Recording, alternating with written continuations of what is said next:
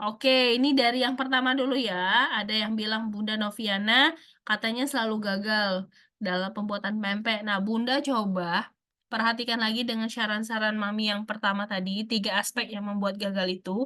Bunda coba praktekin lagi deh. Dan ini ya, ini kunci dari Mami ya. Bunda coba lihat tekstur, misal Bunda lihat sebuah video pembuatan pempek. Wah, kayak mudah ya, kok aku buatnya beda gitu ya. Nah, Bunda lihat tekstur adonannya seperti apa, ikutin. Kalau misalnya Bunda ikutin dan teksturnya berbeda, itu artinya ada yang salah. Nah, berarti, ada yang harus Bunda cari di situ, apa perbedaannya. Mungkin berbeda jenis ikannya, atau misalnya berbeda jenis kadar air ikannya, itu sangat berpengaruh ya, Bunda, ya. Nanti coba dipelajari lagi. Nah, kalau mau detailnya boleh nih ikut kelas Mami nanti Mami jelasin semuanya, nanti Mami jelasin ya. Oke, next. Ada lagi nih yang mau bertanya nih. Oke, nih, bentar ya. Dari yang paling atas dulu.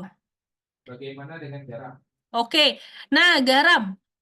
Ini bagus nih pertanyaannya ya. Ini yang bertanya ini pasti ngerti nih, ya. Dia ngerti buat pempek. Garam itu penting ya, Bunda. Garam itu sangat penting untuk tekstur adonan. Jadi, kalau Mami prefer lebih pilih menggunakan garam ketimbang menggunakan kaldu bubuk. Jadi pempek Mami itu tanpa kaldu bubuk. Karena kaldu bubuk itu kan udah asin ya. Jadi Mami nggak nambahin kaldu bubuk apapun. Yang Mami tak pakai itu adalah garam. Karena apa? Garam ini berfungsi untuk membuat adonan kita stabil. Jadi kalau misalnya kita kurang garam, yang terjadi adalah adonan kita nanti encer. Nah, penggunaan garam yang pas inilah yang membuat adonan kita itu bagus. Jadi, eh, untuk garam ini adalah aspek penting juga nih dalam pembuatan, ya. Tapi gini, untuk penggunaan garam itu butuh penimbangan gramasi ya kalau Mami ya. Jadi semua garam, air itu Mami timbang semuanya per gramnya. Jadi Bunda tuh harus tahu dulu berat garam yang dipakai dalam 1 kilogram ikan tuh berapa. Jadi kalau misalnya mau cari video pempek pembuatan itu, carilah video pempek yang menggunakan gramasi dan ikutin aja gramasinya. Insya Allah bisa sukses nih pembuatan pempeknya ya. Lanjut.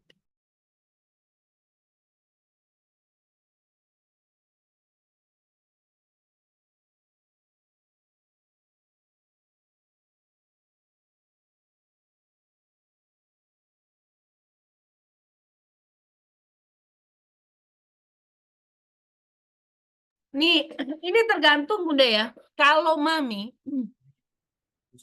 ini ada pertanyaan ya. Misal satu resep 300 gram sagu, apakah dipakai sebagian atau seluruhnya? Karena biasanya ada penambahan ketika pembentuknya.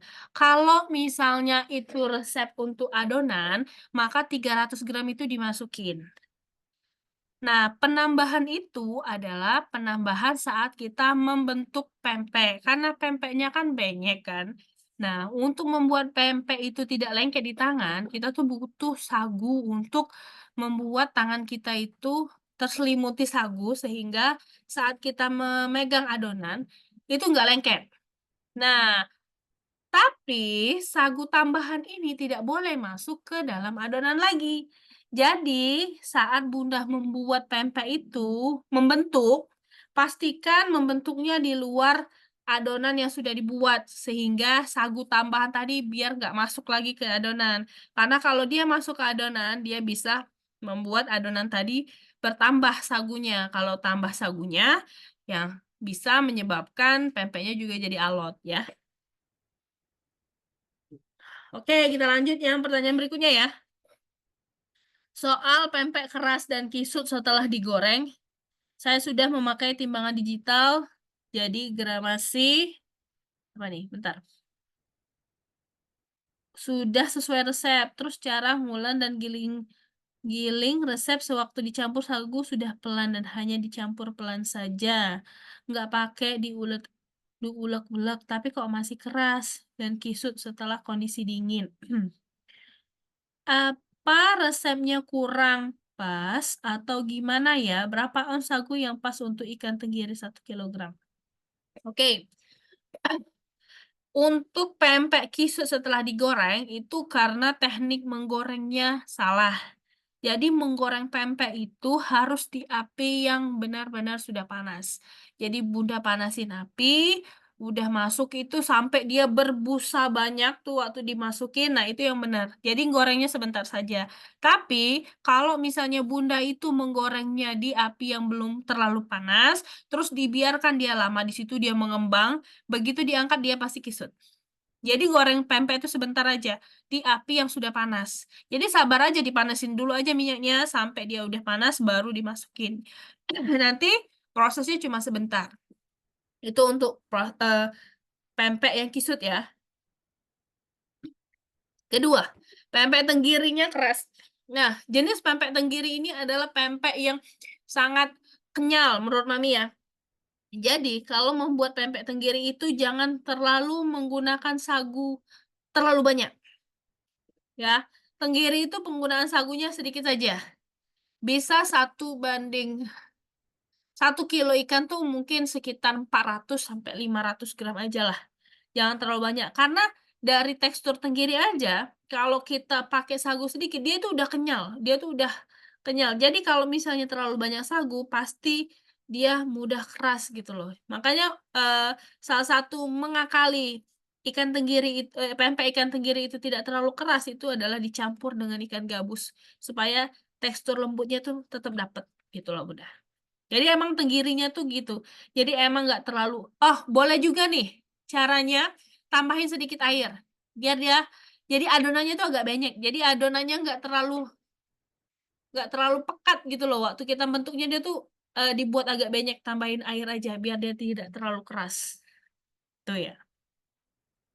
Tuh masih banyak pertanyaannya, kita coba jawab lagi ya. Oke. Oke, perbandingan ikan dan sagunya Kak itu berapa baiknya? Untuk perbandingan ikan dan sagu itu tergantung dari ikannya Bunda. Itu nggak bisa kita patok misalnya ikannya 1 kilo, sagunya itu eh, misalnya 450 misal gitu ya, nggak bisa. Nah, yang materi ini nih panjang, panjang banget. Makanya Mami buat kelas khusus untuk pembahasan gramasi satu-satu yang bakalan membahas tentang perbandingan gramasi antara ikan dan juga sagu dan airnya. Gitu ya.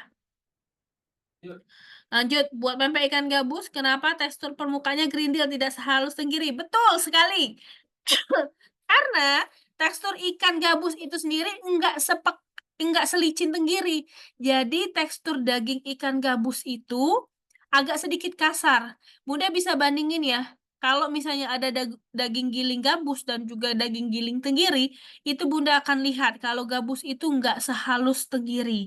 Makanya dulu Mami tuh suka heran ya, kalau misalnya beli ikan gabus giling, ada tuh orang yang bilang, tolong dong ikan aku digilingnya 3 kali gitu loh. Kok digiling 3 kali ya? Aku bilangnya. Biasanya kan cuma 2 kali ya. Oh ternyata gitu. Dia mau minta ikannya itu jauh lebih halus. Gitu loh. Nah tapi setelah Mami belajar juga sama guru yang lain tentang protein dalam ikan, itu nggak bagus digiling terlalu lama. Karena nanti panas dari mesin itu bisa merusak protein dari ikan. Sehingga nanti ikannya itu cepat rusak. Jadi harus hati-hati. Jadi kenapa ikan gabus itu lebih bergerindil? Karena tekstur ikannya. Jadi emang nggak bisa semulus tenggiri. Kecuali Bunda gabung aja tuh. Agak mulus dia nanti.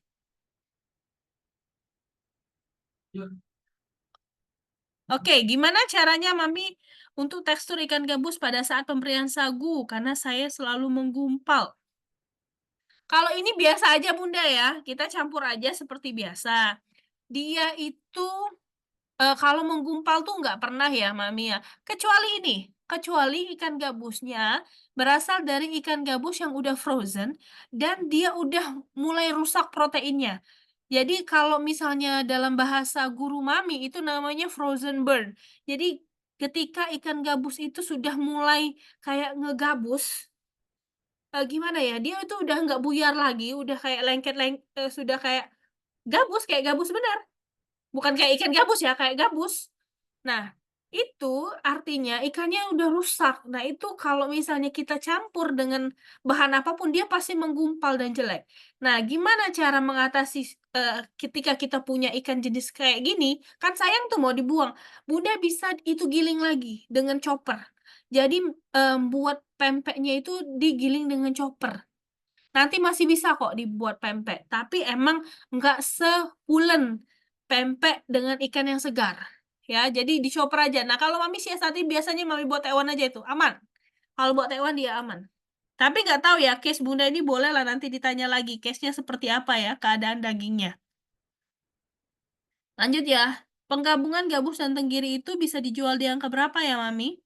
Bisa dijual di angka 3.500 sampai 4.000 Bunda. Kalau untuk di daerah Palembang ya, untuk yang premium. Tapi kalau Bunda belajar kelas ekonomis Mami, itu bisa dijual di angka 2.500. Ya, kalau belajar di kelas ekonomis. Nanti ada kelasnya, karena kita bisa memanipulasi pempek ikan ini bisa menjadi ekonomis nih. Lanjut ya. Terakhir. Terakhir dulu nih ya, baru kita jawab lagi nanti ya. Saya kalau buang pempek pakai rebon enak juga kok Mami, bener. Pakai rebon enak, pakai ini juga enak, ikan teri juga enak. Kalau di tempat Mami tuh ada namanya ikan seluang, kecil-kecil tuh buat pempek juga enak. Ikan lambak juga enak. Jadi sesuai selera aja ya Bunda ya.